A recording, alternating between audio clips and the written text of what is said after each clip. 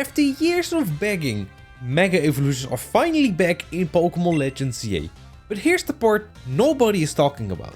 Everyone's obsessed with the new Megas, but some of the returning Megas secretly got buffed so hard over multiple generations that they're basically unrecognizable now.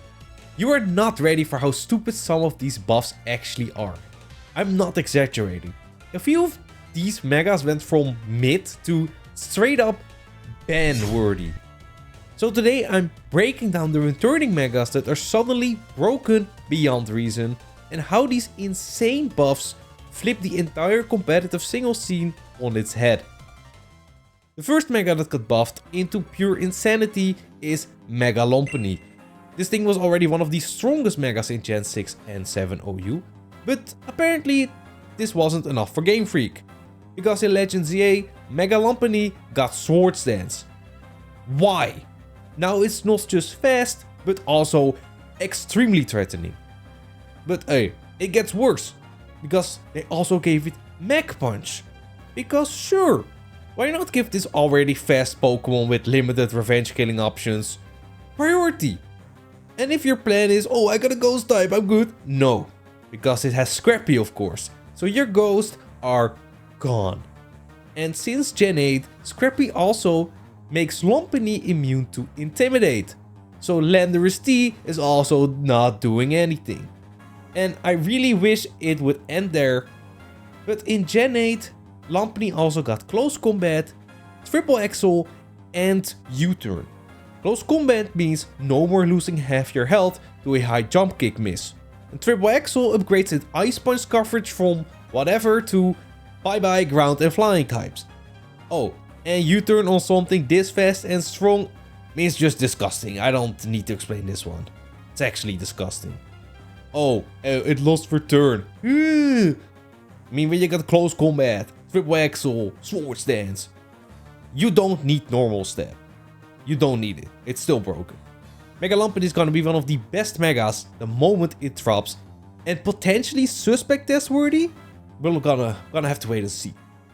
Now, Mega Alakazam was already borderline broken in Gen 6 and 7 OU.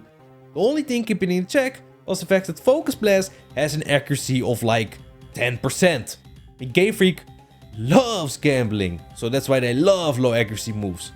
But hey, then Gen 8 came along and they gave it one move, just one. And this single move was enough to get it banned from the national Dex tier. Talking about Nasty Plot, of course. Before that, it had to rely on Calm Mind to become something of a setup sweeper itself. You're quite the science whiz. You know, I'm something of a scientist myself. But now, +2 special attack on a Pokemon with base 175 special attack and 150 speed is disgusting. Do I really need to explain why that's broken? Okay, I will. You're looking at one of the fastest, strongest special attackers just ever. And once Tapu Lele is supported with Psychic Terrain, Mega Alakazam turns into a Tactical Nuke. Tactical nuke incoming! An expanding force with 144 base power, stab. Oh, and this Pokemon is now immune to priority. The only thing that really kept it in check. Its ability Trace is actually broken when you really think about it, because it has infinite utility. You can copy Regenerator, and now you are actually walling stall teams. You can copy Beast Boost or Sand Rush, and now you are actually out-offensing offensive teams. It just picks whatever win condition you have and steals it from you. This Pokemon is not strong. This Mega is just insta-ban material the moment it becomes available in the next competitive format. Now, Mega Blastoise used to be the definition of a mid Pokemon. Great power and terrible speed. Bro had 3 Mega Cannons. Get it? Mega Cannons? No. Even with this Pokemon was not a threat and it never lived up to its potential. And then they changed one thing. They gave it one move. And this Pokemon went from whatever to ban-worthy. In Gen 8, Blastoise finally got Shell Smash. And that's the end of the conversation. +2 boost on speed and special attack on something that's so bulky it can always set it up should be legal. Mega Blastoise is not supposed to be able to set up, but now it can. And once it does, well, it can outrun everything. And then you remember, it has Mega Launcher. Get it? Mega Launcher. I'll stop. That means your coverage moves are now basically step moves. Aura Sphere deletes steel types, Dark Pulse for anything else. Who needs super effective coverage when you got boosts like this? At +2, this Pokemon is one-hit killing basically everything. Now, nobody expected one of the weakest Megas to become a modern day Cloyster, but one move turned Mega Blastoise into a Pokemon that got banned from National Dex the moment it arrived. Mega Blastoise is no longer mid, but the greatest and most broken Shell Smash user of all time. Sorry Cloyster. Mega Metagross really needed buffs. Said absolutely nobody in the history of Pokemon. This thing was already one of the strongest Megas in Gen 6 OU and got banned in Gen 7 OU because it was literally terrorizing the tier. But apparently wasn't enough for Game Freak. In Gen 9, Metagross picked up 3 great moves that straight up fix its only quote unquote weakness.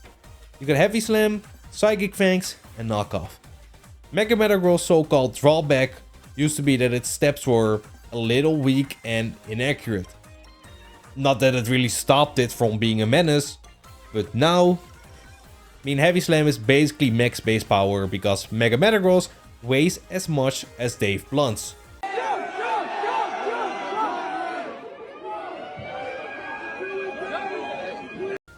Psychic Fangs gives it reliable Psychic Step, oh, and breaks screens, because why not? And I mean, Knockoff is disgusting. If you have Knockoff, you will use Knockoff. It's that simple. Oh, and in case you forgot, all of these moves, all of them are boosted by Tough Claws. There is no chance this Pokemon is entering OU. This is an instant ban. No discussion, no suspect, we don't need any of this. Mega Metagross is coming back to claim yet another generation of being banned. Mega Aerodactyl has always been the definition of a fast but still mid Pokemon. It's as fast as Calyrex Shadow, but it never did anything with that speed. I mean, its strongest move was Stone Edge. So yeah, it was not hitting anything. Because Game Freak loves gambling. But Game Freak decided to spice it up in Gen 8 with 2 huge additions. Dual Wing Beat and Dragon Dance. Dual Wing Beat finally gives Aerodactyl a real flying step. Something it somehow didn't have for years. And to make it even dumber, it's boosted by its ability Tough Claws. So suddenly this thing is actually hitting you with a respectable flying attack instead of missing with Stone Edge. And there's Dragon Dance. +1 on something already this fast and strong. Now you're dealing with a legitimate sweeper. It actually threatens offense teams now in a way it could never before. But let's be honest though, even with these buffs, Mare Aerodactyl still isn't on the same level as the aforementioned Megas. I mean, its steps are still unreliable and its coverage is still kind of mid. But hey, compared to its old self, this thing is gonna be way better in the next format. Not broken, but actually a threat. Alright. Rapid fire round. What? These are some Megas that got nice buffs, but not enough to make them broken. Mega Scizor now has close combat, which is huge for offensive sets, especially since it lost Roost and cannot run bulk anymore. Next up, Mega Tyranitar finally gets Knockoff. Massive for both offense and defense, and one of the reasons regular T-Tar is actually rising in Gen 9 OU. It lost Pursuit, but it will survive. Mega Latios gets Mystical Fire and Flip Turn. Way better coverage, and it loves the Luster Purse buffs and the fact Pursuit is actually gone. Mega Latias gets the same treatment, but with Aura Sphere instead of Flip Turn. Mega Gengar gets Encore, which is genuinely stupid.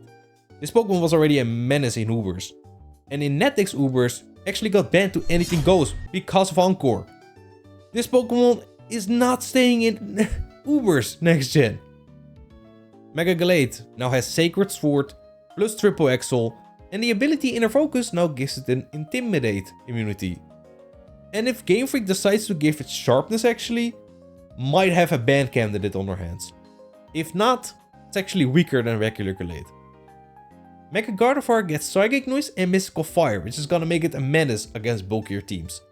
You got better coverage, and it loves that Pursuit is gone. Mega DNC now has Mystical Fire and Body Press. Body Press with Diamond Storm boost might actually be quite hilarious. Mega Medicham gets Close Combat and Agility. Close Combat is huge, and Agility could make it a terrifying cleaner. And that's every returning Mega that got absolutely juiced across the generations. Now I'm curious, which Mega do you think deserved buffs and didn't get them, or not enough buffs? Drop it in the comments, because I will be replying to a bunch of them and be reading them. If you want more Mega Evolution content, I already ranked the new Megas in a full tier list. And I've got an entire playlist breaking down each one individually. Check that out next. Huge shout out to the members for supporting the channel. Thank you for watching, and I'll see you next time.